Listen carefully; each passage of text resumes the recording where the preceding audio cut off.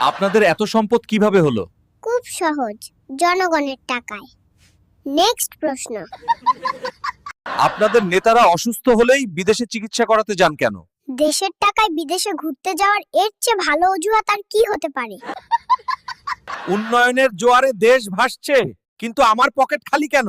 জোয়ারের সময় তো পানি উপরেই থাকে, নিচের মাটি তো শুকনোই থাকে। সব বড় বড় টেন্ডার আপনার আত্মীয়রা পায় কেন? দেশ চালানো একটা পারিবারিক ব্যবসার মতো, আর পরিবারে তো আপন মানুষদেরই সুযোগ দিতে হয়, তাই না? যোগ্যদের চাকরি হয় না কেন সরকার? গাধা বুঝো না, পদগুলো তো আমার আত্মীয়দের জন্য বরাদ্দ। দেশ ডিজিটাল হলো, কিন্তু সেবা পাই না কেন?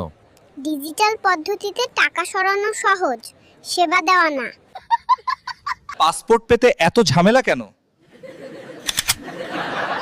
যাতে দেশ ছেড়ে পালানোর চিন্তা না করেন।